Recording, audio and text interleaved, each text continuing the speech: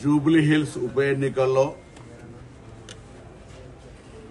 ప్రజాపాలన ప్రభుత్వ కార్యక్రమాల ఆలోచన సరళి గాని ఆ నియోజకవర్గం అభివృద్ధి ఆకాంక్షించే వాళ్ళు గాని కంటోన్మెంట్ ఉప ఎన్నికల్లో ఏ విధంగా కాంగ్రెస్ పార్టీని గెలిపించినారో జూబ్లీ హిల్స్ కూడా కాంగ్రెస్ పార్టీ అభ్యర్థిని గెలిపిస్తారని చెప్పారు.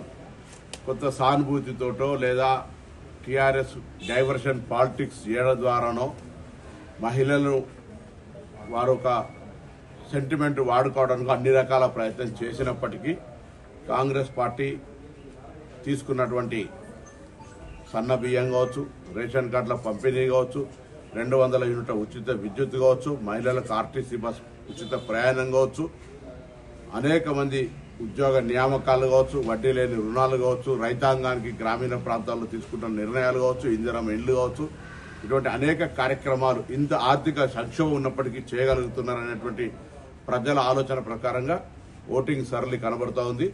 తప్పకుండా ఇది ముందు నుంచి కూడా చెప్తాను, మా ప్రభుత్వం ప్రజలకు అన్ని రకాల అంశాలతోటి క్షేత్రస్థాయి దాకా చేరే విధంగా పనిచేస్తామని చెప్పినాం. ఈ ఫలితం అందుకు నిదర్శనం.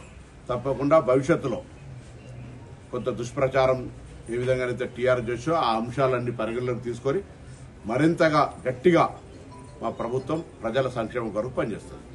ఉప ఎన్నిక గెలిచినాడు కూడా అక్కడి ప్రజలు అభివృద్ధి ఆకాంక్షించారని చెప్పినాం. జూబ్లీహిల్స్ ప్రజలు కూడా అభివృద్ధి ఆకాంక్షించి మమ్మల్ని గెలిపిస్తారని చెప్పినాం. ఇది కాక ఇంతకుముందు చెప్పినట్టుగా మా ప్రభుత్వ కార్యక్రమాలన్నీ కూడా ప్రజలకు చేరువగా, ప్రజలకు వాళ్లకు కళ్ళకు కనబడే విధంగా సన్న బియ్యం రోజు తింటా ఉన్నారు, నెల రాగానే 200 యూనిట్ల ఉచిత విద్యుత్ అందుకుంటా ఉన్నారు, ప్రయాణం చేస్తే ఉచితంగా ప్రయాణం చేయగలుగుతా ఉన్నారు. 10 సంవత్సరాలుగా అయ్యో మా రేషన్ కార్డు అని ఏడిస్తే కూడా రాని రేషన్ కార్డును పొందినారు. ఇవన్నీ కూడా సంతోషకరమైనటువంటి గ్రామీణ ప్రాంతాల్లో ఇందిరమ్మ ఇళ్లు.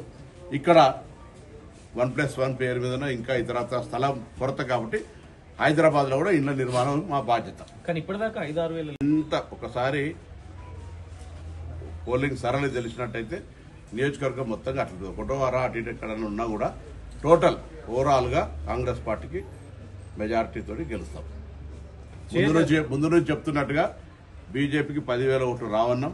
కిషన్ రెడ్డి అక్కడ ఎంపీ, కేంద్ర మంత్రి, టీఆర్ఎస్ తోటి కుమ్ముక్కైండి అని చెప్పినాం. తన పార్లమెంటు గెలవడానికి సహకరించిన బీజేపీకి బీఆర్ఎస్ కు ఈ శాసనసభ సీటు గురుదక్షిణ కింద ఇచ్చిందని ముందు నుంచి అంటున్నాం. ఇవాళ ఓడిపోయాడు కాబట్టి మేము గెలుస్తున్నాం కాబట్టి అంటలేదు, ఇది ముందు నుంచి చెప్తున్నా. దీనికి కిషన్ రెడ్డి గారు జవాబు చెప్పారు. ఇప్పటికైనా ఇటువంటి కొల్యోడు పాలిటిక్స్, ఢిల్లీలో దోస్తీ గల్లీలో కుస్తీ ఉండే, ఇప్పుడు ఢిల్లీలో దోస్తీ గల్లీలో దోస్తీ కూడా దోస్తీ అయింది. అయినా తెలంగాణ రాష్ట్ర ప్రయోజనాల కొరకు మీరు తెలంగాణ ప్రభుత్వానికి సహకరిస్తే మంచిది, లేకపోతే తెలంగాణ ప్రజలు మీ ఆఫీస్ తాళం వేసే రోజు వస్తాయి.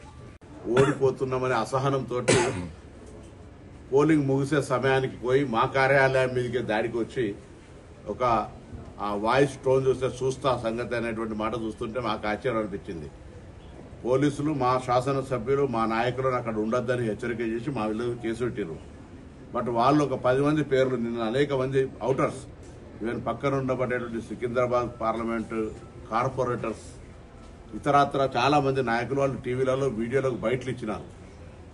ఇది పరిస్థితి. వాళ్లే అన్ని రకాల ప్రయత్నాలు చేసినారు. అసహనంతో వాళ్ళు ఓడిపోతున్న దానికి కారణం చూపెట్టుకోలేక ఈ కారణం చూపెడుతున్నారని భావిస్తాను.